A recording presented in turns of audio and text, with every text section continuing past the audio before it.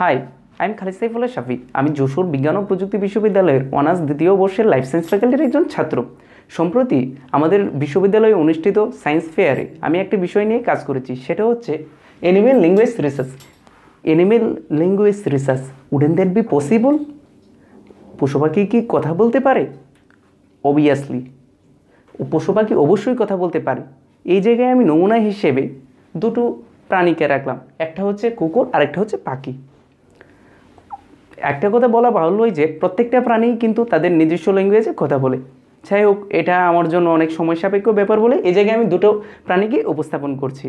আচ্ছা, আমরা যখন একজন বিদেশির সাথে কথা বলি, আমরা কিন্তু তার ভাষাটা বুঝতে পারি না, তার শুধু আচরণটা বুঝে তার ভাষাটা উপলব্ধি করার চেষ্টা করি। কুকুর এবং পাখি তারা তাদের নিজস্ব কথাগুলো কিভাবে ব্যবহার করে সেটাই আমরা দেখব।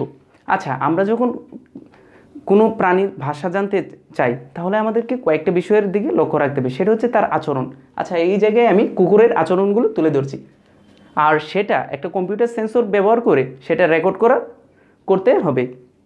ওকে, একটা কুকুর যখন খাবারের অভাব হয়, ঠিক পেভলভ যেভাবে কুকুরটাকে বেঁধেছিল সেভাবেই যদি নিয়ে আমি তার আচরণগুলো পর্যবেক্ষণ করি, তাহলে দেখব যে যখন তার খাবারের অভাব হয়, যখন তার পানিরও অভাব হয়, আবার যখন সে ভয় পায়, ফেয়ারিং মোমেন্ট বা হরিং মোমেন্ট যাই ধরি না কেন, আবার সেক্সুয়াল মোমেন্ট, আবার মিস্টিরিয়াস মোমেন্ট, যখন সে রহস্যময় কিছু দেখে সে ভয় পেয়ে যায়, আবার হতে পারে প্রাকৃতিক দুর্যোগের সময়, আমি সবগুলোকেই কম্পিউটার সেন্সর ব্যবহার করে একটার পর একটা করে যদি রেকর্ড করতে থাকি, আমি আর একটা মিল কিন্তু দেখতে পাবো যে সে যখন ভয় পেয়ে যায় কিংবা তার সামনে যদি আমরা আরেকটা বিষয় বলে রাখা ভালো যে আমি এই জায়গায় একটা ডেড বডি উপস্থাপন করেছি। এটা কিন্তু খুবই হাস্যকর একটা বিষয় হতে পারে কিংবা একটা আনন্দদায়ক বিষয়ও হতে পারে যে আমি কী কারণে এই জায়গায় ডেড বডি উপস্থাপন করলাম। আচ্ছা, একটা কথা নিশ্চয়ই আমরা সবাই জানি, যখন কেউ মারা যায় দেখা যায় কুকুর তার আশপাশে থাকে, দেখা যায় অটোমেটিক একটা বাড়িতে কুকুর চলে যায় এবং সে বিকট শব্দ করে। এটা কিভাবে সম্ভব? কুকুর কি আসলে মৃত ব্যক্তির রহস্য সম্পর্কে কিছু জানতে পারে? এখন আমরা তার সায়েন্টিফিক ব্যাখ্যা সম্পর্কে জানবো। আমরা ফিজিক্সের থিওরি থেকে জানি মাইক্রোওয়েভ তরঙ্গ, অবহেলিত তরঙ্গ কিংবা দৃশ্যমান তরঙ্গ, দৃশ্যমান আলো রশ্মি, মাইক্রোওয়েভ রশ্মি, অবহেলিত রশ্মি, এই ধরনের রশ্মি বা তরঙ্গের অস্তিত্ব আছে। কিন্তু আমরা কিন্তু এই ধরনের শুধু কুকুর যখন কোনো ডেড বডি দেখি তখন সে ডেড বডিটা দেখি এক ধরনের বিকট আওয়াজ করে। আমরা যদি সেই আওয়াজটা সেন্সরের মাধ্যমে প্রকাশ করি আর যখন সে ভয় পায় সেই রেকর্ডগুলো নিতে থাকি, আশা করি এর মধ্যে একটা মিল খুঁজে পাওয়া যাবে। তারপর দেখি পাখির কথায় আসি। যদি আমাদের মোবাইল ফোন, ইন্টারনেট, সব ধরনের কমিউনিকেশন ব্যবস্থা বন্ধ হয়ে যায় তবে আমাদের কি হবে? আমরা কিভাবে আমাদের যোগাযোগটা চালিয়ে যেতে পারবো? আমরা আমাদের বিকল্প কমিউনিকেশন ব্যবস্থা হিসেবে আমরা কিন্তু পাখিকে ব্যবহার করতে পারি। আমরা আদিম সমাজে দেখে থাকবো তারা পাখিকে ব্যবহার করে কিভাবে তাদের যোগাযোগটাকে ত্বরান্বিত করতে পারতো কিংবা যোগাযোগ করত। তারপর আমরা দেখব আমরা আর্কিওলজিক্যাল ইলাস্ট্রেশন, অনেক ধরনের প্রত্নতাত্ত্বিক নিদর্শন আছে যেগুলো ব্যাখ্যা করে যে আদিম মানুষেরা কিভাবে তাদের কৌশল ব্যবহার করে পাখিকে দিয়ে তাদের যোগাযোগটা সম্পূর্ণ করত। তারপরে আসবো আমাদের চারপাশে অনেক ইনভিজিবল থিংস আছে যেগুলো আমরা দেখতে পারি না, যেমন জিন, ভূত, এই ধরনের বস্তু কিন্তু আমরা দেখতে পারি না। যদি এইসব আমরা দেখতে চাই ওইটা কিন্তু আমাদের দ্বারা সম্ভব না। কিন্তু একটা বিষয় ঠিক যে কুকুর কিন্তু সেই ধরনের বিষয়গুলো দেখতে পায়, কারণ যখন সুইজারল্যান্ডে এটা গবেষণায় প্রমাণিত হয়েছিল তখন তারা একটা জিনিস দেখেছিল কুকুরটাকে নিয়ে গবেষণার সময়, সেটা হচ্ছে কুকুর মাইক্রোওয়েভ তরঙ্গ, ইনফ্রারেড তরঙ্গ, এমনকি আরো কিছু তরঙ্গ আছে যেগুলো তারা দেখতে পারে কিংবা শুনতেও পারে। যদি এই তরঙ্গগুলো কিন্তু মানুষের দ্বারা দেখা বা শোনা কিছুই সম্ভব নয়। আচ্ছা, আমরা যারা সায়েন্টিফিক মেথডের উপর বিশ্বাস করি, আমরা ফিজিক্সের সূত্র থেকে জানি যে মাইক্রোওয়েভ তরঙ্গ, ইনফ্রারেড তরঙ্গ, বেতার তরঙ্গ, এই ধরনের তরঙ্গের অস্তিত্ব আছে। তাহলে এই ধরনের তরঙ্গ যদি আমরা স্বীকার করি তাহলে আমাদেরকে এটাও স্বীকার করতে হবে মানুষ শুধু দৃশ্যমান আলোর তরঙ্গ দৈর্ঘ্যই শুধু দেখতে পায়, এর বাইরে কিন্তু মানুষ দেখতে পায় না। তাই এটা বলা বাহুল্যই যে আসলে আল্লাহ তাআলার অস্তিত্ব আছে। আল্লাহ তাআলার অস্তিত্ব যদি না থাকতো, জিন ভূত এসবের অস্তিত্ব থাকতো না। অবশ্যই জিনের অস্তিত্ব আছে, কারণ জিনরা অবলিত তরঙ্গ ব্যবহার করে চলাচল করে, যেটা আমাদের দেখার বাইরে। ডারউইনের মতামতের দিকে আসা যায়। ডারউইন মতবাদ দিয়েছিল যে, ডারউইনের মতবাদ ছিল যে, আচ্ছা এখন একটু রেস্ট দিন। আচ্ছা, ডারউইন মতবাদ দিয়েছিল বানর থেকে মানুষের সৃষ্টি। How it possible? বানর থেকে কি মানুষের সৃষ্টি হতে পারে? আচ্ছা, আসলে ল্যামার্কের মতবাদের পরে কিন্তু ডারউইনের মতবাদটা প্রতিষ্ঠিত হয়েছিল। আমরা যদি দেখি ল্যামার্কের মতবাদের ক্ষেত্রে, ল্যামার্ক যে মতবাদগুলো দিয়েছিল সেটার অনুকরণে কিন্তু ডারউইন এই মতবাদ দিলেন যে বানর থেকে মানুষের সৃষ্টি হয়েছে। আচ্ছা, মানুষের সৃষ্টি হয়েছিল প্লিওসিন যুগে। আগে কিন্তু মানুষ কথা বলতে পারতো না। তারা কিন্তু, যেটা আমরা প্রাচীন বইতে, যেটা আমরা আগে থেকেই জানি, আচ্ছা যাই হোক, আমরা এটা জানি যে প্রাচীন মানুষ নাকি কথা বলতে পারতো না। যাই হোক, সে তার যোগাযোগ ব্যবস্থাকে করত এভাবে যে সে তার বিভিন্ন চিত্রকল্প এঁকে, প্রত্নতাত্ত্বিক নিদর্শনগুলো এখনো আমরা দেখতে পাই, সে আরেকজনের সাথে কমিউনিকেট করত। তাহলে আমরা কি কোনো কমিউনিকেশনের মধ্যে পেয়েছি যে তার আকৃতি বানরের মতো ছিল? এটা হতে পারে যে আমরা আফ্রিকার লোকজনদের ক্ষেত্রে দেখতে পারি, তারা অনেকটা প্রাচীন মানুষের মতোই আছে, তাদের মধ্যে কোনো সভ্যতার নিদর্শনই দেখতে পাওয়া যায় না। কিন্তু একটা মানুষ, সে যদি তার লাইফ সাইকেল, ডারউইন মতবাদটা দিয়েছে প্রায় 200 বছর আগে, ল্যামার্ক মতবাদ দিয়েছে প্রায় 300 বছর আগে।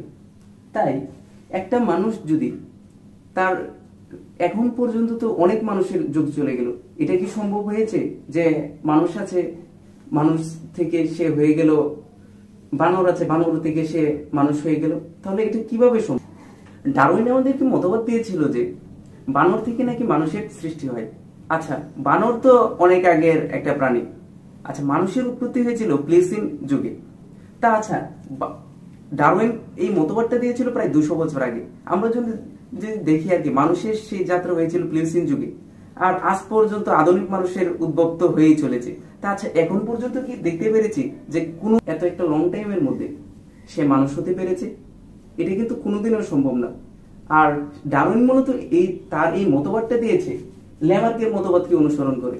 তাহলে আধুনিক মানুষ কিভাবে তার এই বানোয়াট মতবাদটাকে মেনে নেবে? আমি এই জায়গায় কিন্তু কয়েকটা রশ্মির কথা বলেছি, ইনফ্রারেড রশ্মি, মাইক্রোওয়েভ রশ্মি। ইনফ্রারেড রশ্মি, মাইক্রোওয়েভ রশ্মি, এইগুলো কিন্তু আমরা এগুলো কিন্তু দেখতে পারে কুকুর কিংবা পাখিও দেখতে পারে, কিংবা অনেক ধরনের প্রাণী আছে যারা এগুলো দেখতে পারে, যেমন মৌমাছি, পিঁপড়া। ওরা কিন্তু এই ধরনের রশ্মিগুলো খুব ভালোভাবে শুনতে পারে কিংবা দেখতে পারে। ওকে, যাই হোক, এখন আমরা বলবো এটা প্রমাণিত যে ডগের ক্ষেত্রে সুপারন্যাচুরাল পাওয়ার আছে, সেটা আই পাওয়ার বা হিয়ারিং পাওয়ার হোক। এখন আমি এটা বলে শেষ করব যে আমি কিন্তু চেয়েছিলাম যে প্রমাণ করতে যে আমরা যদি সবাই মিলে একযোগে কাজ করি, এটা কিন্তু পসিবল যে আমরা এনিম্যাল ল্যাঙ্গুয়েজটাকে ডেভেলপ করতে পারি।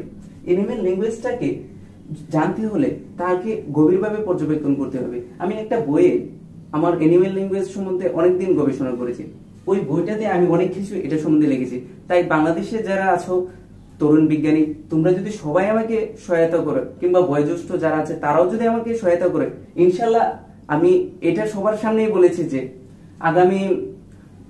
আগামী 5 বছরের মধ্যে আমি ওই এনিম্যাল ল্যাঙ্গুয়েজ সম্বন্ধে ফুল যে আইডিয়াটা আছে, আর আশা করি সবাই সমর্থ হবে এনিম্যাল ল্যাঙ্গুয়েজটা পড়তে, সেই রকম একটা ধারণা এনে তোমাদের সামনে উপস্থাপন করতে। আরেকটা প্রশ্ন বলে রাখা বাহুল্য যে আমাকে কিন্তু বলেছিল, আচ্ছা কুকুরের ক্ষেত্রেও তো হরমোনের পরিবর্তন হয়, তাহলে ধরো হরমোন পরিবর্তন হলো, আমি তো বলবো মানুষের ক্ষেত্রেও হরমোনের পরিবর্তন হয়। যেমন আমরা জানি যে 10 থেকে 13 বছর ছেলেদের ক্ষেত্রে বয়সন্ধিকালে তো অনেকের পরিবর্তন হয়। যদি ওই পরিবর্তনগুলোকে আমরা দেখি আর নর্মালি একটা মানুষকে দেখি, পরিবর্তন যেটি হোক, স্বাভাবিকতা কি সে ভুলে যাবে? আমাকে এই প্রশ্নটা করা হয়েছিল। আমি এটাই বলবো যে বয়সন্ধিকালে পরিবর্তন হয়, ঠিক আছে, মানুষের লাইফ সাইকেলে কিংবা অ্যানিমেলের লাইফ সাইকেলে বিভিন্ন ধরনের পরিবর্তন হয়, কিন্তু এই পরিবর্তনগুলোকে যদি আমরা গভীরভাবে পর্যবেক্ষণ করতে পারি তাহলে অনেক ধরনের থিওরি আমাদের বের হয়ে আসবে, আর অ্যানিমেল ল্যাঙ্গুয়েজ সম্পর্কেও আমরা খুব ভালো আইডিয়া পেয়ে যাব। এখন আমার কন্টেন্টসগুলোর আমি ব্যাখ্যা এক নজরে দিয়ে দিচ্ছি। লার্নিং অ্যানিমেল ল্যাঙ্গুয়েজ, অ্যানিমেল ল্যাঙ্গুয়েজটা কিভাবে লার্নিং করতে হবে আমি কিন্তু সেই বিষয়টা বলেছি। এক্সিস্টেন্স অফ আল্লাহ বা গড, ওকে, কুকুরের ক্ষেত্রে একটা যে সুপারন্যাচারাল পাওয়ার আছে সেটা দিয়ে কিন্তু আমরা খুব সহজেই এটা উপলব্ধি করতে পারি যে আল্লাহ তাআলার অস্তিত্ব আছে কি নেই। আর সেটা যে কোনো প্রাণী দিয়ে, অন্য ধরনের প্রাণী দিয়েও পরীক্ষা করা সম্ভব। অনেকে আমাকে বলেছে যে মাছের ক্ষেত্রে কি ভাইয়া সম্ভব? হ্যাঁ, মাছের ক্ষেত্রেও সম্ভব। মাছের ক্ষেত্রে যদি আমরা সেন্সর ব্যবহার করি, কোন কোন জায়গায় তার চলন সবগুলো লক্ষ্য করি, তাহলে কিন্তু আমরা খুব সহজেই মাছ সম্বন্ধেও ব্যাখ্যা করতে পারবো। তারপর আসছে ডারউইনস থিওরি ওয়াজ রং। ডারউইনের থিওরি তো আশা করি আধুনিক কোনো মানুষ ল্যামার্কের ওই মতবাদকে অনুসরণ করে ডারউইনের মতবাদকে মেনে নেবে না। আর আজকের যুগের যে মাইক্রোওয়েভ রশ্মি, ইনফ্রারেড রশ্মি, এইসব তো আমাদের ফিজিক্সের আবিষ্কার। ফিজিক্সের এই আবিষ্কারগুলোকে যদি একটু গভীরভাবে আমরা খেয়াল করি তাহলে খুব সহজেই বলতে পারবো যে আমরা যা চোখে দেখি না, বিজ্ঞান যেগুলোকে ব্যাখ্যা দিতে পারে সেগুলোকে আসলেও ব্যাখ্যা আছে কি নেই, আসলে বৈজ্ঞানিকভাবেই কিন্তু এইগুলোর ব্যাখ্যা আছে, কিন্তু আমরা যদি একটু গভীরভাবে পর্যবেক্ষণ করি তাহলে বেরিয়ে আসবে। অনেকে আমাদের আল্লাহ তাআলাকে বিশ্বাস করতে পারেন, আবার অনেকে করতেও পারেন না। কিন্তু আমার মাইক্রোওয়েভ রশ্মি কিংবা ইনফ্রারেড রশ্মি কুকুর যে দেখার ক্ষমতা আছে, ওইগুলোকে তো সবাই বিশ্বাস করবেন যে আসলে আছে। আচ্ছা, অনুবীক্ষণ যন্ত্রে কিন্তু আমাদের কাঙ্ক্ষিত বস্তুকে ঠিকই বড় করে দেখতে পারি, তাহলে আমরা কিন্তু খালি চোখে সেটা দেখতে পারি না। কিন্তু কুকুরও তো আমাদের থেকেও তার চোখের দৃষ্টিশক্তি অনেক বেশি, তাহলে সে তো দেখতে পারে। কিংবা মৌমাছির ক্ষেত্রেও যদি দেখি, আমরা যে জিনিসটা সাদা বা নীল করে দেখছি, সাদা বা নীল দেখছি, হয়তো কুকুরের ক্ষেত্রে সে অন্য কালারে দেখছে, কিংবা মৌমাছির ক্ষেত্রে সে আরো নিখুঁত ভাবে দেখছে। ওকে, যাই আসুক, creation of alternative communication media. আমরা অল্টারনেটিভ কমিউনিকেশন মিডিয়া কিন্তু পাখি ব্যবহার করে করতে পারি। দেখা গেছে পরিবেশের উদ্দীপনার প্রতি পাখি সবচেয়ে কিন্তু সজাগ আরো বেশি। যেমন প্রাকৃতিক দুর্যোগ যদি আমরা এড়াতে চাই তাহলে পাখিকে কিন্তু ইউজ করে আমরা খুব সহজে প্রাকৃতিক দুর্যোগগুলোকে এড়িয়ে যেতে পারি। তারপর the idea about invisible things, এটা সম্বন্ধে আমি আগেও বলেছি যে কুকুরের ক্ষেত্রে সুপারন্যাচারাল যে পাওয়ারটা আছে, কিংবা অনেক ধরনের প্রাণী আছে যেমন মৌমাছি আছে কিংবা বার্ড আছে, ওদের সুপারন্যাচারাল পাওয়ারটাকে ফলো করলে কিন্তু আমরা ইনভিজিবল যে থিংস গুলো আছে, যে আমাদের চোখের দেখার বাইরেও কি আর আদৌ কোনো প্রাণী আছে কিনা, সেগুলোর অস্তিত্বও কিন্তু বের করতে পারি। তা সবার কাছে এটাই চাই, এবং যদি সবাই আমাকে হেল্প করে, কিংবা বাংলাদেশের আমি মনে করি বৈজ্ঞানিক আবিষ্কারের ক্ষেত্রে সবার সাহায্যটাই জরুরি। সবাই যদি সাহায্য না করে এই জায়গায় আমার একার পক্ষে কিন্তু, আর আমি যে ফেমাস হওয়ার জন্য কিছু করছি তা না, আমি বিজ্ঞানকে ভালোবাসি, আমার কাছে ভালো লাগে, আজ পর্যন্ত যা করেছি তা নিজের ভালো লাগার জন্য করেছি, এর বাইরে আমি কিছুই বলবো না। আরেকটা মজার বিষয় বলেই আমি শেষ করতে চাই, আমি এখানে গ্রেভিয়ার্স সেন্সর, কবরস্থানের মধ্যে দেখা গেছে কুকুর এই ধরনের, এখন অনেকে বলতে পারে যে হাড়গোড় খাওয়ার জন্য হয়তো মানুষের হাড্ডি সার এই সমস্ত বিষয় খাওয়ার জন্য হয়তো কুকুর শিয়াল এই ধরনের প্রাণী থাকে। আচ্ছা, মানুষের হাড়গোড় খাওয়ার ক্ষেত্রে কুকুর যায় ঠিক আছে, বা শিয়াল যায় ঠিক আছে, কিন্তু সে যে ধরনের বিকট শব্দগুলো করে, এই যে সত্যিই একটা রহস্যময় কিছু লুকিয়ে আছে, আর এই রহস্যটাকে আমাদের বের করতে হবে।